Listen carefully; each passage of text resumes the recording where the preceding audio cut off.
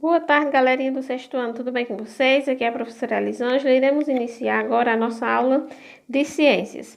Hoje iremos falar sobre a estrutura interna da Terra.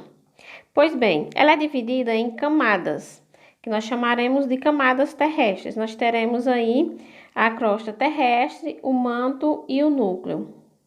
Bem, galerinha, a Terra hoje apresenta uma formação diferente do que tinha antigamente, certo? Quando antes ele era só uma nuvem de poeira, gás, assim que surgiu no universo. Mas isso faz bastante tempo, foi aproximadamente 4,6 bilhões de anos. Então, ela está sempre passando por modificações, por isso a importância da gente conhecer a estrutura.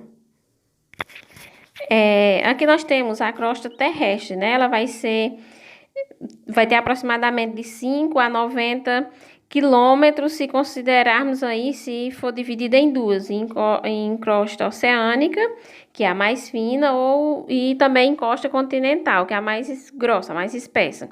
Ela vai se estender aí por toda a Terra e é a mais fina, é a mais superficial, certo?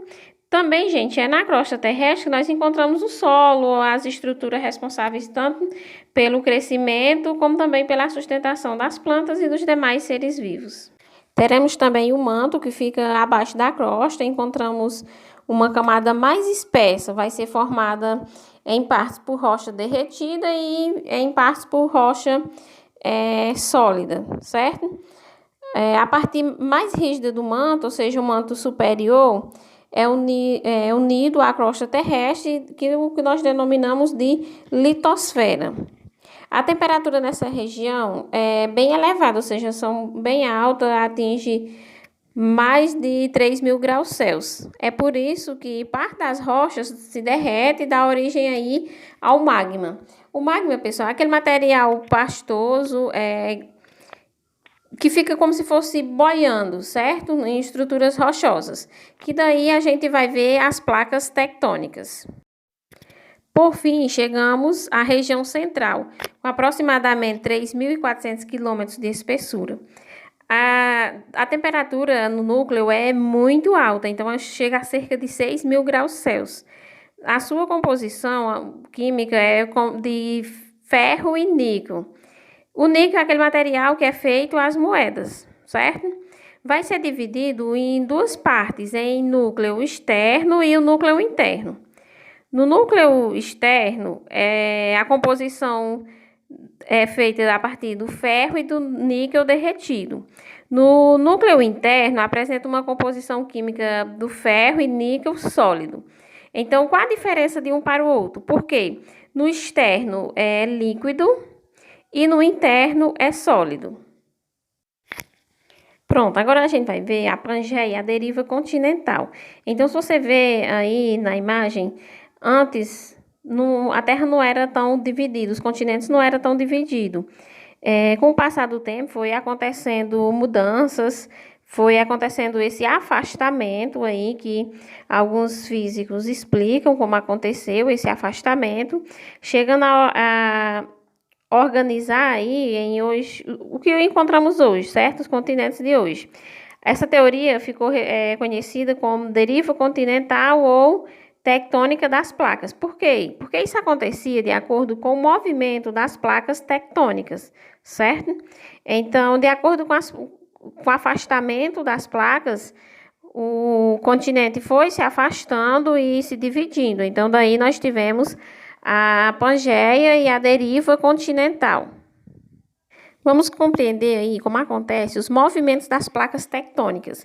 Então, os continentes ficam em cima das placas, né? Cada continente vai ficar em cima de uma placa tectônica.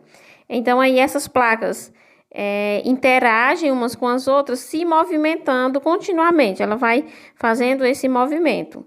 Há 3 tipos de movimento das placas tectônicas, que vai ser as placas divergentes, que acontece o afastamento. Então, nesse caso, as placas se afastam, seguindo em direções diferentes.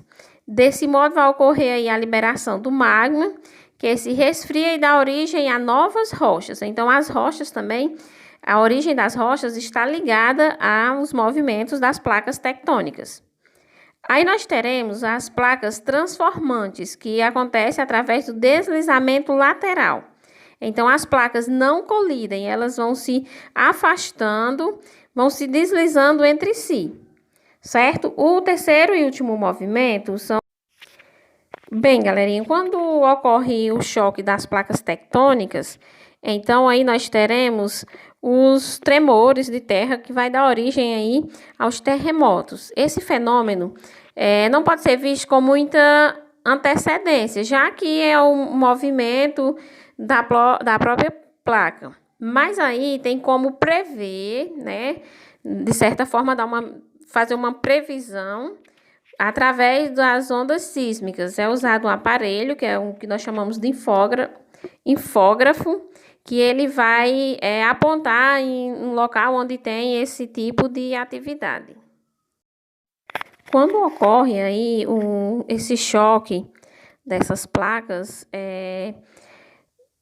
das placas oceânicas, aí vai acontecer os maremotos ou tsunamis, né? Nesse caso, os abalos se deslocam grande quantidade de massa, né, de água, então gera aí gigantescas ondas, onde vai causar grandes destruições.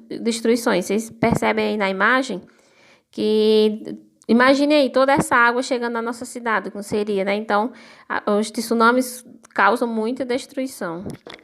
Por fim, teremos os vulcões, né? Se originam geralmente a partir de choque das placas tectônicas. A maioria deles ficam localizados na borda da placa tectônica, né? É uma área de deslizamento ou de colisão entre elas, por meio de uma fissura, ou seja, de uma abertura que tem na crosta. Essa parte do manto vai ocorrer o alívio da pressão e o magma sobe para a superfície, né? Na forma aí de lava. Quando o magma sobe, na câmara sai uma chaminé que passa a ser chamado de lava, né? E nós temos aí a lava. Junto com a lava é liberada uma quantidade de gases, cinzas e também vapor de água. Então, você observa aí na estrutura do vulcão, a parte bem direitinho, né? Nós temos a placa tectônica e acontece aí esse encontro. A câmara magnética, onde vai fazer com que passe essa lava, né? E também nós temos aí a chaminé, que é a parte de cima. Então, é bem estruturado o vulcão, dá para entender. Acorda, galera, que nossa aula terminou aqui. Se a gente tivesse em sala, vocês iriam fazer aí um vulcão, a gente ia apresentar e deixar tudo bem bonitinho, né? Mas agora é hora da atividade. Fiquem de olho aí na nossa atividade.